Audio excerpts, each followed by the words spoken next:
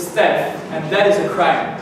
I'm going to show you why they failed to prove and live up to their side of the motion on 3 tiers before I move on to my substantive today about upholding justice online. So I'm going to talk to you about firstly disproportionality, secondly innovation, and lastly on the freedom of expression. So let's first start with disproportionality, since that took up such a great deal of second proposition speech. Now they've talked about why punishments are too harsh, because the internet is simply too great. Now we don't think that this is going to be the case. In fact, we see that on the first hand, copyright violations are already being enforced off the internet. So we see that there is already a gradation in terms of the punishment which is meted out to the extent upon which people violate copyrights. If you're violating a copyright by only downloading one song, then clearly the amount of punishment that's going to be meted out to you will be less than if you're a person who's hosting a site which allows for the copyright violations of millions of songs. Which is precisely why my first speaker brought up to you the example of Pirate Bay, which shows you how the justice system has evolved to a point where legislation is able to pin down a set gradated punishment upon the extent to which you infringe on copyrights on the internet and off as well. So we see that there's no issue of legislation not catching up with the internet. In fact, we see that legislation has caught up with the internet and is commensurable to the internet. So there's no lack of proportionality here. In fact, we see that there's already a great precedence towards proportionality, not only being up to standard with the internet, but being very fair as well in terms of that area as well. So we don't think that there's going to be any issue of punishments being too harsh. But then they extended that even further, and they said that governments are going to use this as a pretext to clamp down on opposition parties. Now in the first case, we don't think that this is ever going to happen unless your opposition parties are actually violating copyright agreements. Because let's make it very clear. They seem to be misrepresenting us and saying that we're against the internet and we're against the spreading of any kind of expression. But that isn't the case, because free expression can exist in a divorced from copyright violations and can exist without you having to reproduce copyrighted material. They haven't proven a link between some kind of opposition party, the clamping down on opposition party, and the violation of copyrights. Because if there is an opposition party who is blatantly and flagrantly violating copyrights, then sure, we're fine with them being punished by courts, which by the way are an independent branch of government from the executive, so there isn't going to be an issue of a conflict of interest here. But if if it really is on that level, then fine, these individuals, perhaps not in the capacity of opposition party leaders, but in the capacity of individual users of the internet for being irresponsible, should be prosecuted. We're fine with that. I'm moving on to the second issue that I have with their case about innovation.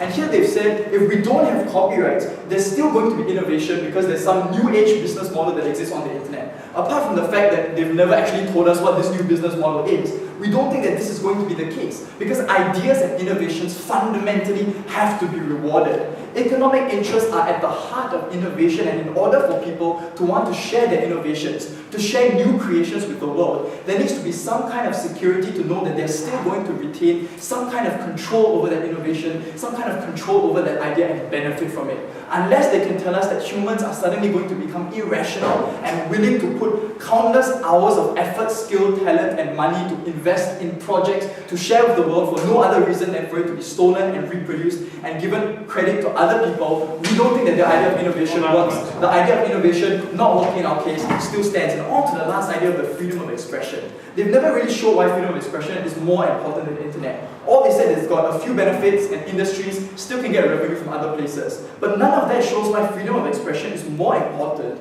than the free internet. In fact, we don't think that this is going to be the case, because freedom of expression isn't an absolute right. It's always limited by harm. All freedoms in society are limited by harm to another individual, to a third party. I give you an example of hate speech. You can freely express what you believe and what you feel about society and about politics, but you can't express it to the point where you're infringing on other people's rights and harming them in the case of hate speech. The free internet and the internet is the same thing. As a platform for human interaction, we think that rights of individuals only extend insofar as they do not cause third-party harm. Stealing someone's work and taking it for yourself is a form of third-party harm. Freedom of expression isn't absolute like they have you say, and they haven't proven that it is anyway. Even if it was, we think that copyright violations don't even lead to that kind of freedom of expression, because freedom of expression is all about individuality, originality. Infringing on copyrights doesn't give you that kind of quality of freedom of expression anyway. So that case and that idea of freedom of expression, that principle basis, falls. I'm moving on to my substantive and my constructive today. Hold on a moment, sir, about upholding justice online. Before I move on to that, let me take this POI. Are you aware of the fact that the model you proposed would catch or hit so many people that That wouldn't be just a minor percentage of the population?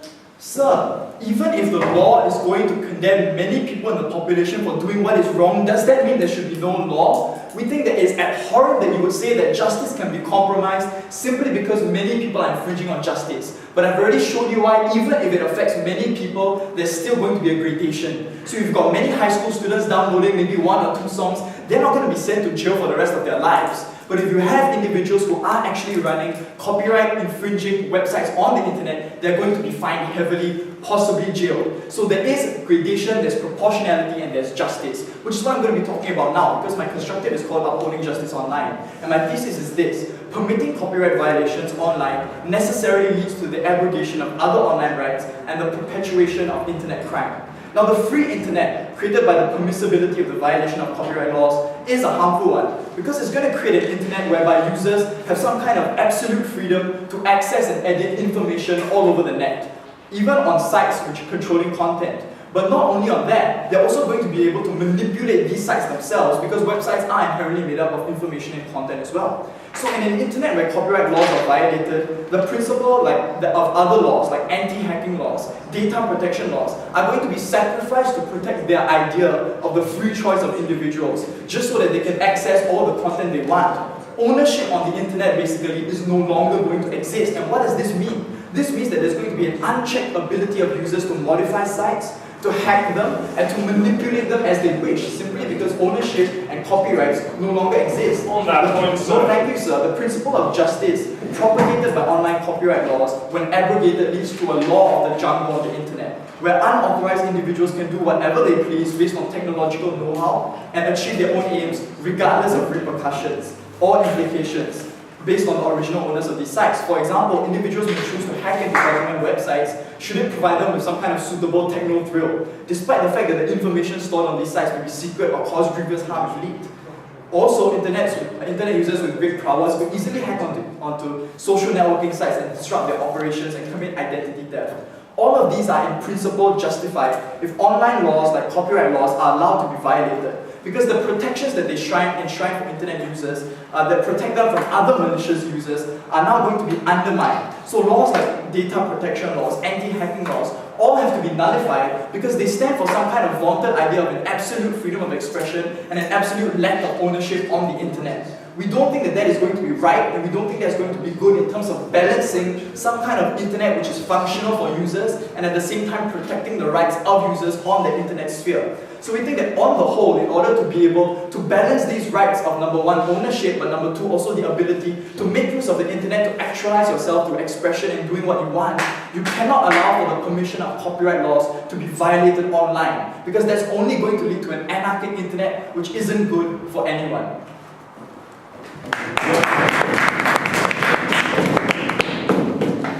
Thank you very much. We'll now move to the last constructive speech from the government side.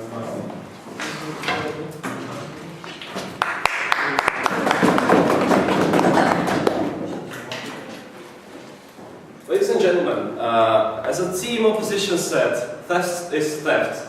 But my question is theft always a crime? If you think of the famous novel, Les Miserables, didn't you feel sorry for Jean Valjean? I'm certain you did. And what triggered his misery? His misery was triggered by one theft. He stole a bread because he and his family was hungry. And that is what our team says. Theft is theft, and theft is bad. But there are some cases when theft can be justified, and theft isn't that bad and can be somehow apologized. And that is exactly the case of this thesis. So, if we go onto the line of the clashes, the first clash is the harm on the producers. What basically the opposition team said was that if we enabled this thesis to be enforced, there would be a great harm on the point of view from the producers and on the right of people. So that was in 2 points as as I understood that, that was that the property laws are an extension to the being, to the soul of the producer. Yes, that is right. And ladies and gentlemen, we live in a world where we are reasonable. If I have something which is my idea, entirely my idea, and I don't want it to be stolen, I won't put it on the internet. Because I know there are some cases in which the idea can be stolen and that can't be prevented in any way. The second point was that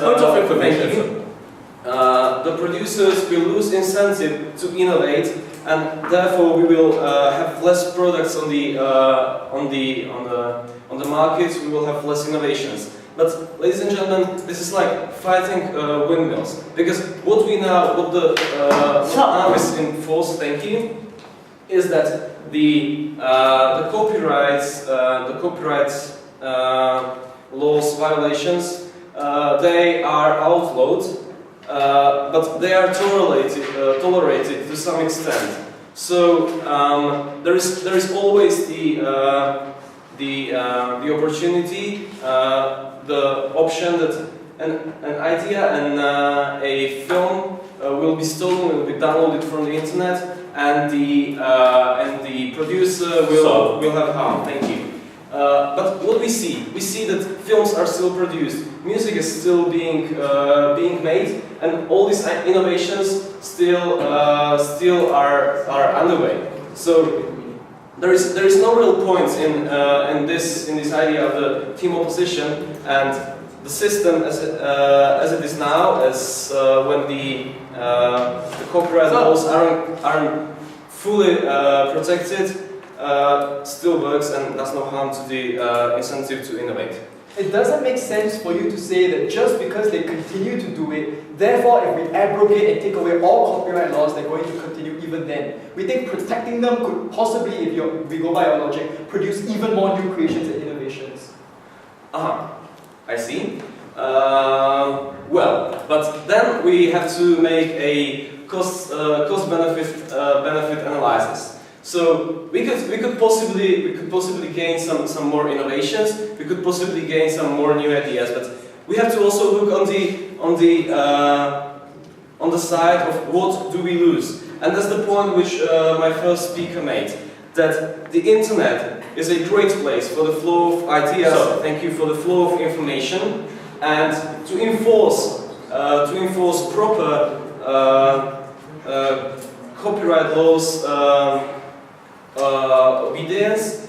We would have to take some measures into action, which will be very harsh, and which will strike very many people. Because to be fair, which of us hasn't downloaded a song from the internet in your life? Right. Everybody did, and that's the point, ladies and gentlemen. Thank you.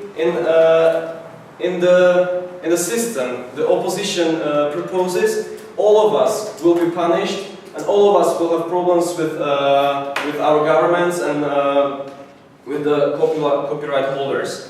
And ladies and gentlemen, what we say, that this is unacceptable. Point of information. Yes. Prove to us why it is justified that authors are starving just so rich individuals can enjoy online books for free. Yeah. Can you name me one filmmaker which is starving? No filmmakers are starving, but still films are being copied on the internet. So this is exactly as I was saying. This is fighting windmills. This is fighting a problem that doesn't really exist. Yes, it exists in the scope, in the area of some ideas, but it doesn't work so in the real world. So back to the cost-benefit analysis. On the one side, we have a very little harm on the side of the producers, as may be seen on the examples from real life, as music is still being produced and films are still also being produced, and the producers aren't starving. And so, yes. Your speaker said that you stand for protecting individual expression, but you just don't stand for a model. So what model is side proposition standing for? Yes, okay.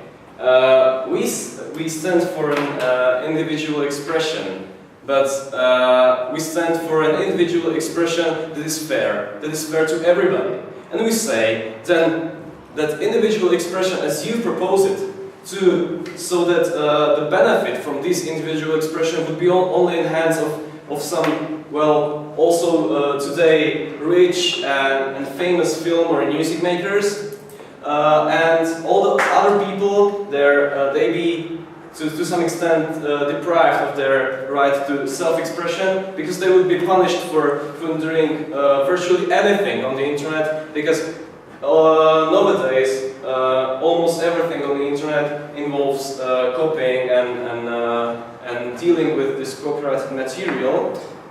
As the internet is so connected, it is just a major problem. So, to sum up what our team stands for, we stand for benefit for all people, and not only for benefit of some very narrow group of people. We don't want to protect only some group of people. We want a welfare for the whole society.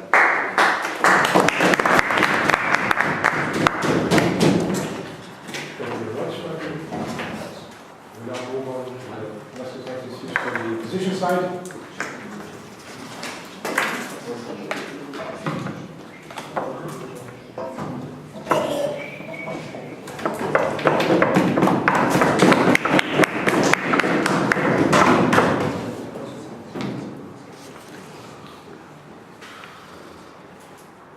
Now, we've already told you that theft is theft, and anyone involved is a crime. But we've never seen why on side proposition they're willing to argue for the abrogation of copyright, they're willing to argue for the wanton stealing of ideas and intellectual property simply to achieve the benefits that they wanted to get. So in that light, I'm going to ask three very simple questions. First of all, is the punishment of copyright violations disproportional? Secondly, must we really violate copyright in order to get free expression? And lastly, in the very last hasty point, can governments misuse copyright laws to oppress the people? So the first idea of whether or not it's proportional. They first try to tell us that free internet is beneficial because it provides us with a lot of information and people can access it rather freely. And we agree, but we couldn't see why this justified a violation of copyright. In fact, we saw that because the free internet is so beneficial, because the free internet has such benefits to people who use it, this further motivates people not to violate copyright in our case. But then he told us that because it's so beneficial, it's not proportional to take people off the internet because they violate copyright. First of all, they're presumably standing for copyright outside in the physical world. We brought this up in the POI, they failed to stand it. So really fundamentally they're arguing that copyrights should be prosecuted and they're willing to prosecute it in the real world, such as they're willing to prosecute theft of goods from a convenience store. So they stand for the prosecution of people. Secondly, they state, we bring to you that when violators violate copyright on the internet, they do so willfully. They know the consequences out there. They know that they'll probably be punished and fined and penalized for violating the copyright, but they do it anyway. And so it's a recognition of the penalty that they'll receive from violating copyright, but they do so anyway and they accept the penalties that they have. And therefore, it's perfectly proportional that we allow the punishment in this case. And finally, they try to tell us that media industries have other revenue sources, and this is evident because they can continue to produce information and innovate. Firstly, they never told us what these revenue sources are. We think ultimately most of these revenue sources come back to protection of intellectual property. In terms of merchandising, in terms of releasing new material, all these have to come down to protection of intellectual property through the exercising of copyright, either on the internet sphere or the non-internet sphere. Even if book authors decide not to publish on the internet as they pointed out in their substantive, we think that ultimately because the internet is so ubiquitous, information will end up on the internet anyway. There's no escaping it, and therefore we need to police this vital sphere of the transport of information within the 21st century in order to continue and allow for these movie industries to gain the high developmental cost. Second of all, we see that music industries can continue to innovate simply because we uphold copyrights within the status quo. If we didn't uphold copyrights to the extent that we have in terms of the policy that we're proposing, in terms of ACTA and the recently debated SOPA and people actions, these sort of innovations wouldn't occur in the first place.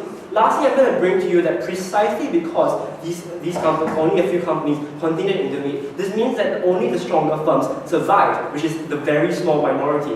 With this in America, we have 3 big business mandates: Disney, Fox, and Time Warner. These are the only businesses that produce films, which means that the majority of other creators of intellectual property are those that you've never even heard of. But these are the people who are just as legitimate in creating content. They are passionate in their work, they want to share their creative ideas with the world, but they can't do so because they're constantly outclassed by people who would steal their work wantonly and won't recompense them for it. No, thank you, sir. We told you already about how only 1 in 100 book authors survive. And this isn't making it rich. This is about making enough money to feed yourselves while pursuing your passion of writing. And fundamentally, we think that because the protection of copyrights allow you, in a minute, sir, allow you to pursue your passion and contribute to society in the way you best can, this is why copyright laws is so important. Yes, sir? Have you thought about the possibility that people are not willing to pay enough, you're simply not good enough? Sir, if people are willing to pay enough, that doesn't justify you stealing their work. And in fact, we think when you steal their work, it means that you appreciate their work and therefore you want it, and therefore you want to download it illegally. And therefore the appreciation is already there. The matter of law is whether how you get it. And we think that if you appreciate someone, you ought to die, you ought to support his career.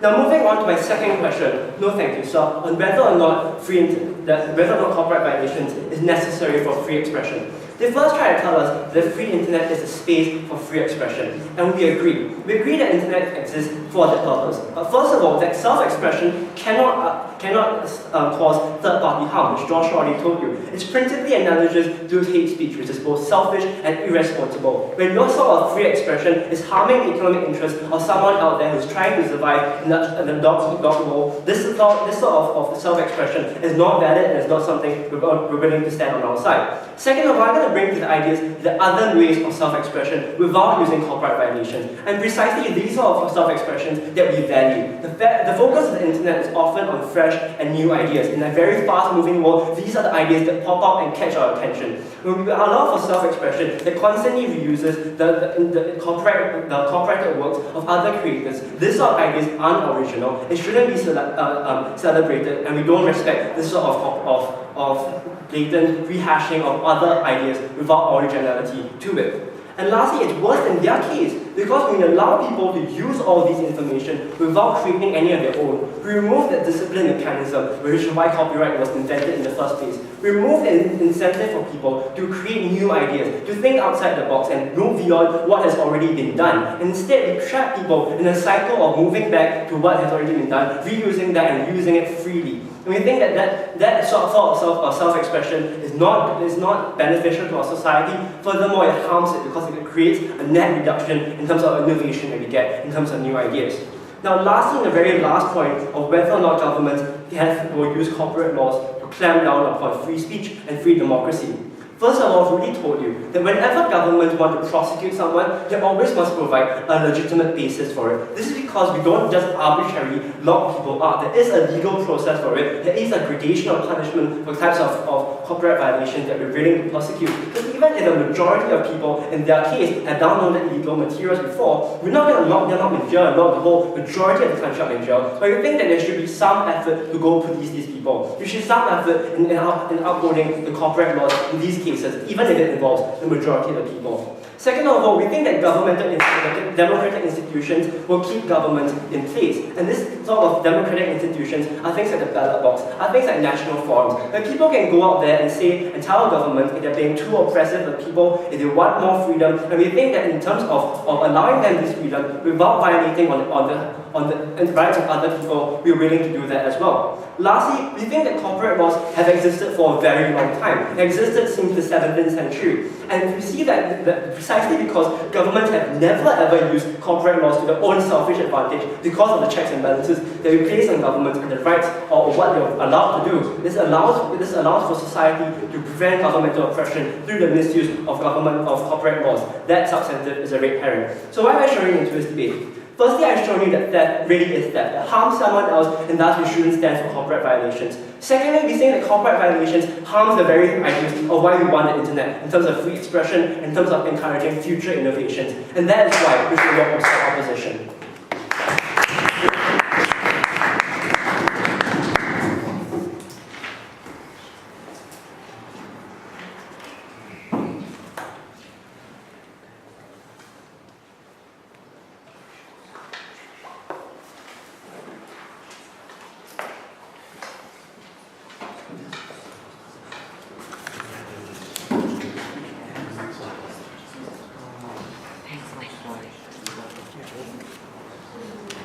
Okay.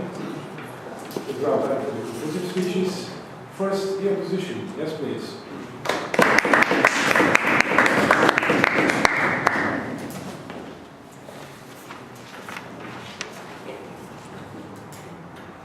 Theft is theft, and perhaps Xavier was right in pursuing it to the end, because clearly in opposition we are willing to do so, while proposition isn't.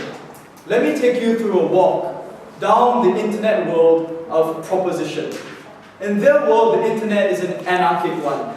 Startup individuals and large firms alike are unwilling to produce new creations or share their ideas because there's no security to protect their ideas. And the internet has become a platform which is one that causes them to lose money, lose support, and lose recognition. The proposition says theft is sometimes permitted. But if we look at the examples and the language they used, somehow the rights of users to download books, songs, and movies for free was the absolute principle that they used to justify theft. Ignoring the creative process that went into creating content, ignoring the skill, talent, investment, and money that went into it. And even though we told them that the freedom of expression always has limits in the real world, and that limit is harm to others, in this case the harm is theft, they had no reply to salvage this principle of the freedom of expression of theirs. So freedom of expression in their internet instead became a shield. It became a shield for the undermining of other online laws. So ownership online, as they pointed out themselves, didn't exist. Hacking, identity theft, and all such crimes were justified online because to them, the freedom of expression and the ability to do whatever you want on the internet was what governed the internet. And we told them that that means the internet will become an unsafe place. It means the internet users will be harmed. They had no reply. All they said was that all actions on the internet require copyright violations, so it's fine if the internet becomes a place where the law of the jungle remains. But they ignored that most online innovation and expression meant new content. They ignored that the internet allows for people to be creating new individual creations, and that's what gives them attention. That's what allows them to gain traction, not repackaging others, which is not real individuality or expression at all. And their last thrust was that governments use this to undermine democracy. Well, we told you that laws already exist to regulate that. And we told you that this isn't about democracy at all. It's about copyright laws and about individuals who choose whether or not to follow them online and on the internet. It was a red herring, they never resurrected it. Our world, the internet, was a far brighter place and a far more safe one to use. Because in our world, the internet was protected. Individuals were able to upload content, were able to upload new content, and know that no matter whether they were going through large corporations like film production firms, or whether they were doing it themselves on their own YouTube channel, at least they would be protected, at least they would be credited. They said that no, this isn't going to be good because it's going to be hard to enforce and many people will be affected. But we told them that the law is always going to exist regardless of how many people it affects, because that's what's right. And that's what we have to do in order to enforce the principles of a safe internet and a responsible internet. Because at the end of the day, it was a gradation of these laws that ensured proportionality, which they said didn't exist. It was an enforcement of these laws to the extent that people violated copyrights, which meant that the internet could be fair and responsible. And at the end of the day, it wasn't an ability to do whatever you wanted on the internet that allowed it to be a safe place for individuality and freedom of expression. It was the security of knowing that every individual was bound by the same laws, the same copyright laws, and the same code of conduct, which made the internet a responsible place to innovate, to create, and to enjoy.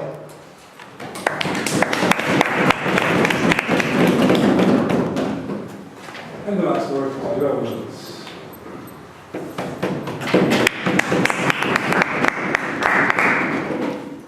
Unicorns and rainbows are present in the dream internet of opposition.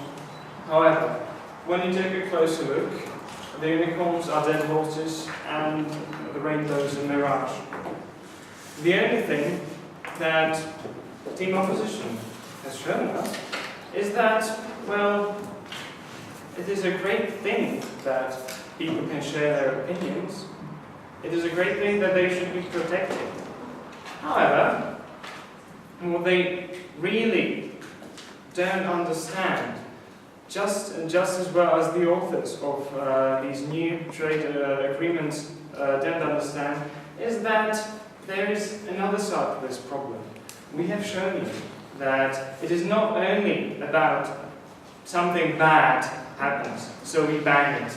No, there are always externalities, there are always harms, there are always things other than that simple one thing.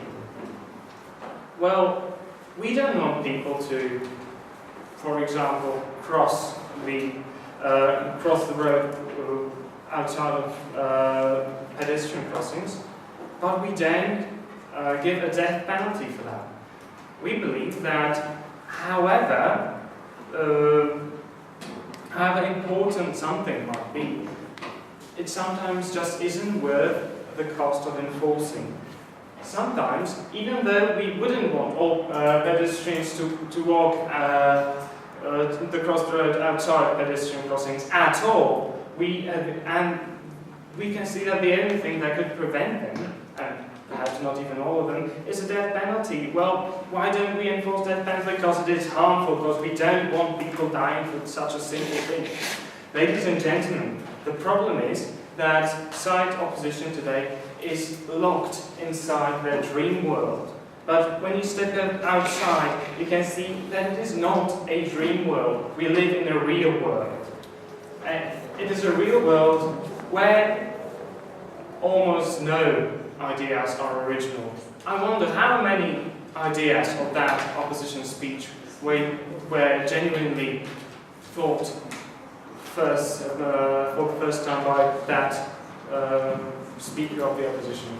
Ladies and gentlemen, no, we in fact synthesize, we create, but we do not create originally, we create on the basis of that which we already know. And we believe that while it may be nice to present to us a business model upon which everything seems to work, we believe that there is a different business model, one that works now, as we have shown you that there are films, there is music, and there are people who perhaps cannot live from their artistic creations. I can't live from my singing, because I sing terribly. And I believe that I should not be rewarded for something for a video that I put myself singing on the internet. No, because I'm really absolutely unable to sing. And it is by this analogy, not everybody is entitled to a reward for what they do. Not everybody. Only those to which people assign a value, and they do this by buying those things, by giving them money for what they do, ladies and gentlemen. And that is what happens Now that happens without social access.